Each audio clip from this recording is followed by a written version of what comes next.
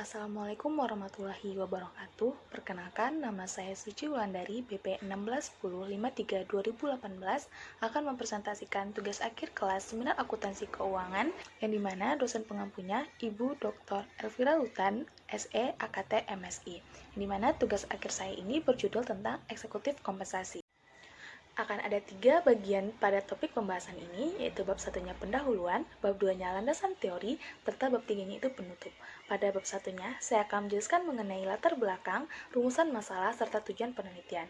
Pada bab 2 landasan teori, saya akan membahas di 6 bagian, yaitu yang pertama, apa itu pengertian kompensasi, serta pertimbangan perusahaan untuk kompensasi tersebut, akuntansi pembayaran kompensasi, teori ekonomi yang mempengaruhi kompensasi eksekutif secara internasional, serta potensi masa depan kompensasi eksekutif. Dan pada bab 3, saya akan menjelaskan tentang kesimpulan dari penulisan makalah saya ini. Beberapa tahun belakangan ini, kompensasi eksekutif sudah menjadi perdebatan di beberapa pihak. Isu kompensasi eksekutif ini sudah terjadi sejak tahun 1930-an karena adanya seruan pelanggaran tindakan pemerintah terhadap pemberian CEO bergaji tinggi, serta adanya perbedaan prinsip akuntansi yang digunakan di Amerika Serikat dengan berbagai negara lainnya. Kompensasi eksekutif ini merupakan kompensasi yang terdiri dari kompensasi finansial dan non-finansial yang diterima oleh seorang eksekutif dari perusahaan untuk kinerja yang telah mereka lakukan. Masalah akuntansi dan pengungkapan telah menjadi pusat praktik kompensasi eksekutif dan kebijakan publik sejak pembentukan Securities and Exchange Commission serta pembentukan prinsip akuntansi yang diterima secara umum.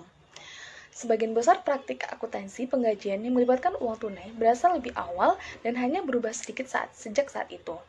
Aturan yang lebih kompleks seperti opsi saham dan manfaat pensiun terbukti sulit untuk dirumuskan dan berubah secara substansial dari waktu ke waktu. Sebagian besar masalah ini menjadi rumit dan cakupan di bawah ini akan tetap pada fundamentalnya. Selama 30 tahun terakhir, sebagian besar analisis terkait ekonomi didasarkan pada teori agensi. Teori agensi menggambarkan bahwa perusahaan dibentuk atas dasar kontrak prinsipal yang memberikan tanggung jawab kepada agen dan agen menjalankan tanggung jawabnya atau tugas tersebut atas nama prinsipal. Ada beberapa aspek yang harus dipertimbangkan di dalam perencanaan teori untuk kompensasi eksekutif ini. Di antaranya, efisiensi, pengaruh harga saham dengan laba akuntansi, suatu perusahaan, biaya agensi, sudut pandang keputusan, serta risiko yang akan dihadapi. Di dalam perencanaan tersebut akan menggambarkan kinerja manajer perusahaan dengan kompensasi yang akan diterima. Pada perbandingan kompensasi eksekutif secara internasional, ada berbagai perbedaan struktur hukum, budaya perusahaan, dan tata kelola yang mungkin menghasilkan perbedaan gaji. Pada kompensasi eksekutif ini, banyak permasalahan yang muncul terkait kompensasi eksekutif tersebut, dan akan selalu diperbaiki untuk perubahan ke depannya. Transparansi meningkat dari waktu ke waktu, dan komponen kompensasi tampaknya diperhitungkan lebih efektif. Kronologis yang terjadi dipahami untuk perbaikan dan menjadikan teori ekonomi dan temuan empiris membantu apa yang terjadi. Serta, untuk perbaikan tersebut, potensi kompensasi eksekutif di masa depan memunculkan bad news dan good news. Pada penulisan makalah ini ada 6 rumusan masalah yang saya kembangkan. Pertama, apa itu kompensasi eksekutif? Kedua, apa pertimbangan perusahaan yang mempengaruhi kompensasi? Yang ketiga, bagaimana akuntansi pembayaran eksekutif? Dan yang keempat, apa teori ekonomi yang mempengaruhi kompensasi eksekutif? Yang kelima, bagaimana kompensasi eksekutif secara internasional? Serta yang keenam, bagaimana potensi masa depan kompensasi eksekutif tersebut. Nah, untuk tujuan masalahnya itu untuk menjelaskan di 6 rumusan masalah yang telah saya sebutkan tadi. Kompensasi eksekutif, CEO dan tim manajemen perusahaan bertanggung jawab atas operasi bisnis dan kesuksesan finansial yang berkelanjutan. CEO dan tim eksekutif hampir selalu dibayar tinggi dan total kepemilikan kompensasi relatif meningkat dari waktu ke waktu. Sebagian besar kompensasi yang diberikan dirancang untuk menjadi berbasis kinerja karena adanya dugaan bahwa eksekutif memanipulasi pendapatan dan harga saham mereka untuk kepentingan mereka sendiri.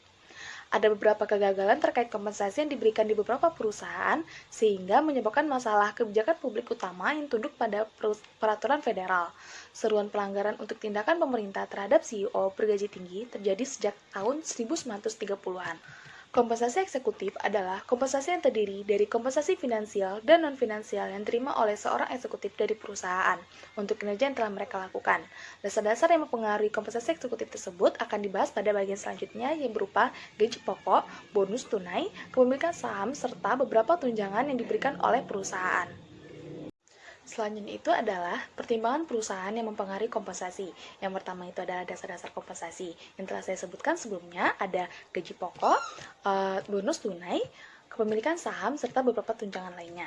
Gaji pokok ditentukan berdasarkan beberapa kombinasi nilai keterampilan, pendidikan, pengalaman, senioritas, dan kinerja di tempat kerja yang menjadi elemen-elemen model sumber daya manusia. Bonus tunai dibayarkan setiap tahun sebagai pembayaran lamsam untuk beberapa ukuran kinerja seperti pendapatan atau penjualan atau beberapa kombinasi ukuran kinerja. Sedangkan kepemilikan saham itu berdasarkan berapa eksekutif tersebut dapat menguasai saham di suatu perusahaan itu. Dan yang terakhir, beberapa tunjangan yang diberikan oleh perusahaan. Selanjutnya, pertimbangan yang akan mempengaruhi kompensasi adalah faktor yang mempengaruhi kompensasi. Faktor-faktor yang dapat mempengaruhi pembentukan kompensasi eksekutif meliputi umur seorang eksekutif, lamanya menjadi eksekutif, kepemilikan saham, motivasi yang dimiliki, kemampuan dan keterampilan, serta komposisi dewan direksi. Selanjutnya, pertimbangan yaitu pengakhiran dan pensiun. Karyawan dapat mengundurkan diri atau diberhentikan tanpa disengaja, dianggap sebagai pemecatan atau PHK biasanya selama krisis bisnis. Pertimbangan keuangan mencakup kemungkinan pembayaran pesangon seperti liburan yang tidak digunakan atau cuti sakit dan pembayaran tunai lainnya, asuransi kesehatan berkelanjutan, dan manfaat pensiun. Pensiun dimulai ketika pekerjaan berhenti dan memenuhi syarat untuk tunjangan pensiun, jaminan sosial, atau keduanya. Eksekutif biasanya memiliki lebih banyak perlindungan pemutusan kontrak kerja dan kontrak yang dapat mencakup berbagai jenis pembayaran tunai dan manfaat. CEO di perusahaan besar dapat memiliki gigantic packaging jika diakhiri tanpa disengaja. Ini biasanya berarti kombinasi antara kinerja perusahaan yang buruk atau ketidaksetujuan dewan direksi. Pertimbangan perusahaan selanjutnya adalah strategi kompensasi. Perencanaan kompensasi adalah bagian dari strategi bisnis perusahaan. Strategi mewakili tujuan jangka panjang dasar dan tujuan suatu perusahaan, serta adopsi tindakan dan alokasi sumber daya yang diperlukan untuk melaksanakan tujuan-tujuan ini. Strategi bisnis ditetapkan dalam konteks industri perusahaan yang biasanya berfokus pada diferensiasi produk atau kepemimpinan biaya. Itu harus melalui inovasi yang meliputi penelitian dan pengembangan atau menjadi produsen berbiaya rendah. Selanjutnya, masuk pada pembahasan akuntansi pembayaran eksekutif. Masalah akuntansi dan pengungkapan telah menjadi pusat praktik kompensasi eksekutif dan kebijakan publik sejak pembentukan Securities and Exchange Commission serta pembentukan akuntansi yang diterima secara umum. Sebagian besar praktik akuntansi penggajian yang melibatkan uang tunai berasal lebih awal dan hanya berubah sedikit sejak saat itu. Aturan yang lebih kompleks seperti opsi saham dan manfaat pensiun terbukti sulit untuk dirumuskan dan berubah secara substansial dari waktu ke waktu. Sebagian besar masalah ini menjadi rumit dan cakupan di bawah ini akan tetap pada fundamentalnya. Masalah akuntansi mulai dengan entry penggajian dasar. Sebagian besar prosedur kompensasi eksekutif mengikuti aturan yang sama dengan semua karyawan lainnya yang mencakup upah berkala, pembayaran kepada pemerintah untuk pajak yang terhutang, pensiun dan manfaat saham tersedia untuk semua karyawan dan sebagainya. Sedangkan rencana kompensasi berbasis stok berikutnya termasuk opsi, stok terbatas, dan hak apresiasi saham, masing-masing memiliki karakteristik masalah akuntansi, manfaat, dan kelemahannya tersendiri. Kategori kompleks lainnya adalah pensiun dan tunjangan pensiun lainnya yang dibayarkan kepada karyawan dan eksekutif. Dewan Standar Akuntansi Keuangan mengkodifikasi GAAP pada tahun 2009.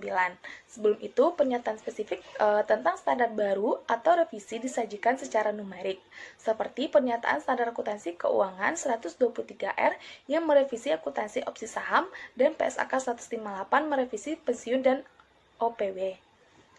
Ini merupakan jurnal pada akuntansi penggajian, serta jurnal pada kompensasi berbasis saham. Kompensasi berbasis saham ini yang telah saya sebutkan sebelumnya, yaitu pada opsi saham dasar, stok terbatas, serta hak apresiasi saham.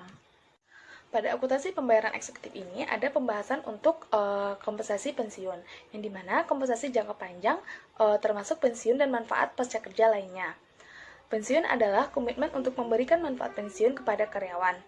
Masalah akuntansi substansial terkait dengan program imbalan pasti yang membayar anuitas periodik selama masa pensiun. Pengungkapan kompensasi eksekutif. Securities Exchange Commission membutuhkan pengungkapan eksekutif senior, seperti yang dijelaskan di situs web Securities Exchange Commission tersebut. Pengungkapan kompensasi eksekutif disajikan dalam pernyataan proksi, laporan yang dikeluarkan sebelum pertemuan pemegang saham tahunan. Tujuan dari pernyataan proksi adalah untuk memberikan informasi kepada para pemegang saham, informasi untuk memilih, termasuk direktur, auditor, dan biaya audit, serta informasi kompensasi tambahan eksekutif senior dan dewan direksi. Dampak utama dari entry kompensasi terhadap laporan keuangan adalah peningkatan biaya, terutama biaya operasi yang diimbangi dengan pengurangan uang tunai dan peningkatan kewajiban lancar.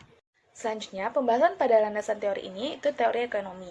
Studi awal cenderung berfokus pada ukuran atau kinerja perusahaan untuk menjelaskan perbedaan kompensasi eksekutif.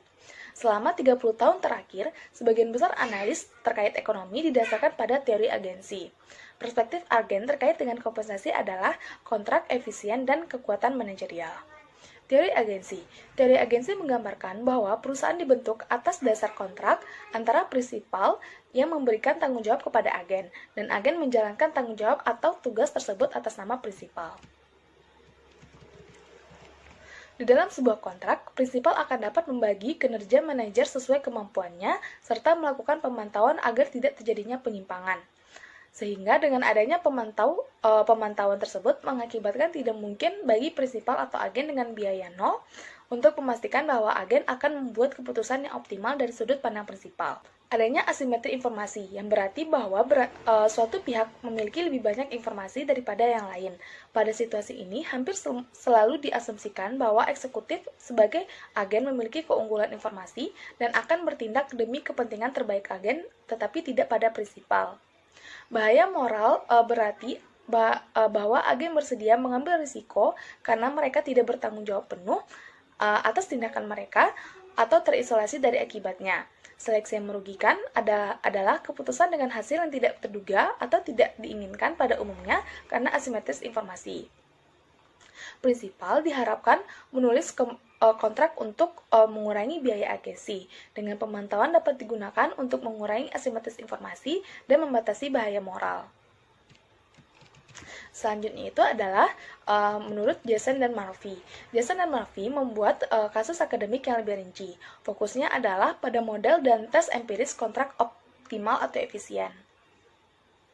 Fokus Jason dan Murphy ini adalah pada kompensasi berbasis kinerja dan kepemilikan saham yang akan memberikan insentif terbaik bagi CEO untuk bekerja demi kepentingan pemegang saham. Mereka menggunakan model sensitivitas kinerja berbayar yang didefinisikan sebagai perubahan dolar dan kekayaan CEO relatif terhadap perubahan dolar dalam kekayaan pemegang saham. Pada teori ekonomi ini, saya menjabarkan tentang stock option, di mana kekuatan manajerial adalah penjelasan alternatif untuk kenaikan opsi yang pada dasarnya kelebihan kompensasi eksekutif dari pemegang saham yang tidak dikenal. Selanjutnya itu ada pembahasan mengenai analisis perilaku psikologis dan ekonomi.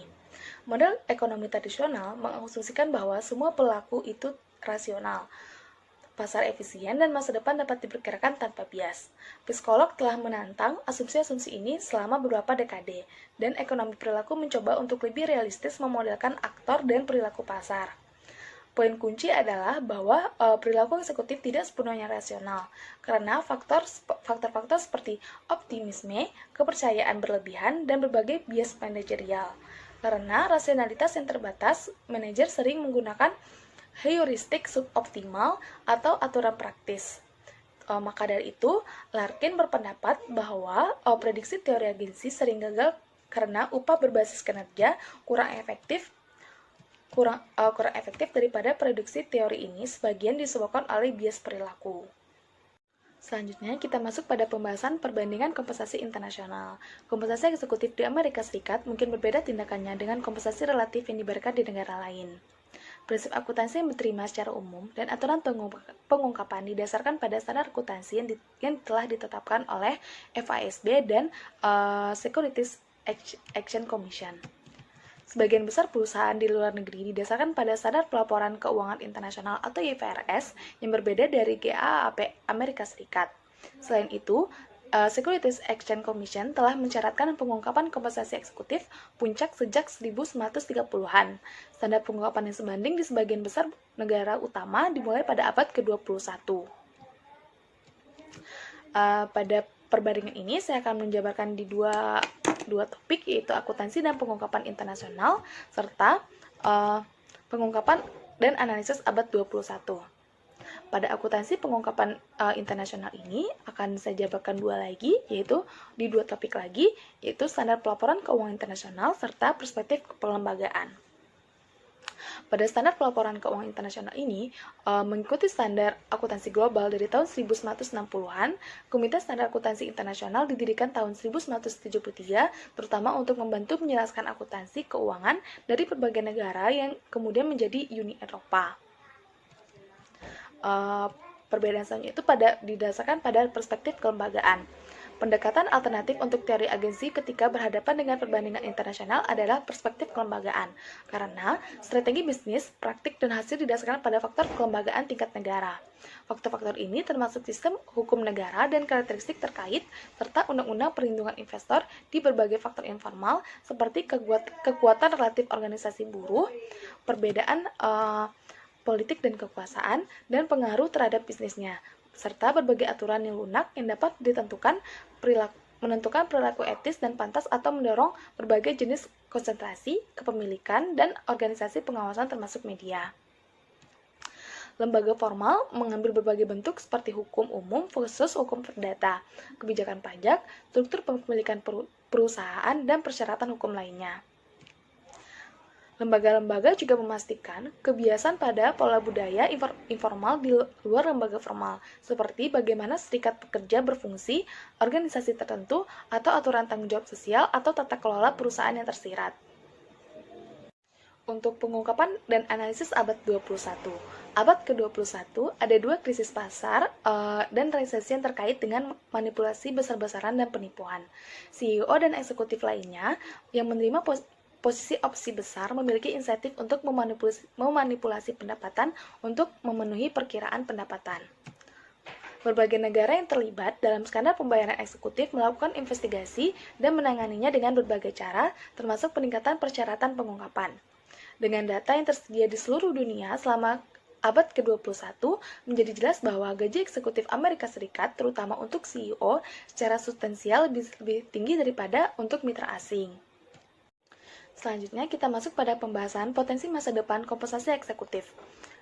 Sejarah kompensasi eksekutif telah menjadi gumbo kompleks tindakan korporasi dan pemerintah yang telah mengubah besaran dan komposisi pembayaran selama 80 tahun terakhir. Karena berbagai alasan mulai dari keserakan perusahaan hingga konsekuensi yang tidak diinginkan dari peraturan pemerintah. Sistem beralih dari birokrasi 1990-an menjadi kemunduran sejak abad ke-21. Regulasi federal berlanjut seperti halnya pandangan tradisional tentang ekonomi dan insentif yang kelihatannya buruk masih tersedia untuk eksekutif. Nah, potensi masa depan kompensasi eksekutif ini menimbulkan di dua sisi, yaitu bad news dan good news. Untuk bad news ada 3 poin yang saya angkat, yaitu pertama, mengharuskan dewan direksi dan orang lain untuk bertindak dalam kepentingan terbaik perusahaan dan sering diartikan sebagai memaksimalisasi keuntungan. Yang kedua, perkembangan lain yang mengganggu adalah fokus pada laba triwulan, kebutuhan untuk memenuhi ekspektasi analisis akan laba per saham. Serta yang ketiga, bad news-nya adalah penghargaan ekuitas besar meningkatkan pengambilan risiko eksekutif.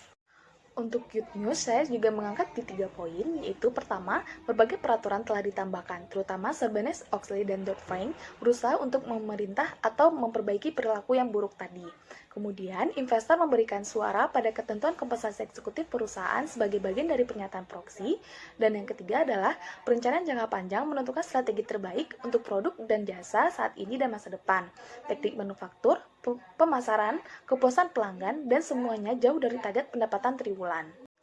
Baiklah, saya akan tarik kesimpulan dari pembahasan kita ini adalah kompensasi eksekutif tersebut berbasis kinerja, sehingga dapat menyebabkan perubahan jumlah yang diterima naik ataupun turun ketika perubahan kinerja perusahaan, dan biasanya satu atau lebih ukuran pendapatan akuntansi dan kinerja saham seperti yang ditentukan dalam kontrak kompensasi. Kompensasi eksekutif merupakan sebuah kontrak agen dan prinsipal yang memberikan tanggung jawab kepada agen dan menjalankan tanggung jawab atau tugas tersebut atas nama prinsipal. Pembayaran eksekutif berbeda di masing-masing perusahaan yang hal tersebut bergantung pada pertimbangan atau pemodelan ekonomi yang digunakan. Pemodelan ekonomi yang digunakan dan keefektifan relatifnya dan dalam menjelaskan jenis dan ukuran upah berubah sebagian besar sebagai respon terhadap karakteristik pembayaran baru dengan perubahan peraturan pemerintah menjadi faktor utama. Faktor-faktor dalam peraturan pemerintah ini termasuk sistem hukum negara dan karakteristik terkait, undang-undang perlindungan investor, berbagai faktor informal seperti kekuatan relatif organisasi buruh, perbedaan politik dan kekuasaan, dan pengaruhnya terhadap bisnis, serta berbagai aturan lunak yang dapat menentukan perilaku etis dan pantas atau tidaknya mendorong berbagai jenis konsentrasi kepemilikan dan organisasi pengawas termasuk media. Seiring berjalannya waktu, perubahan terkait kebijakan kompensasi eksekutif ini selalu dilakukan oleh masing-masing negara. Ada 3 poin utama yang ditekankan untuk perubahan ini, yaitu pertama, peran akuntansi dan pengungkapan dalam proses yang dapat mencegah permasalahan akuntansi terkait pembayaran eksekutif. Kedua, pentingnya perspektif historis tentang perubahan kebijakan kompensasi eksekutif beberapa tahun belakangan ini, dan serta ketiga, pentingnya teori ekonomi dan temuan empiris yang membantu menjelaskan apa yang terjadi, serta perubahan terkait kebijakan kompensasi eksekutif ini menimbulkan potensi masa depan yang dapat dilihat dari dua sisi, yaitu bad news dan good news potensial terhadap kompensasi eksekutif. Baiklah, sekian presentasi tugas akhir saya. Jika ada kesalahan, mohon dimaafkan. Assalamualaikum warahmatullahi wabarakatuh.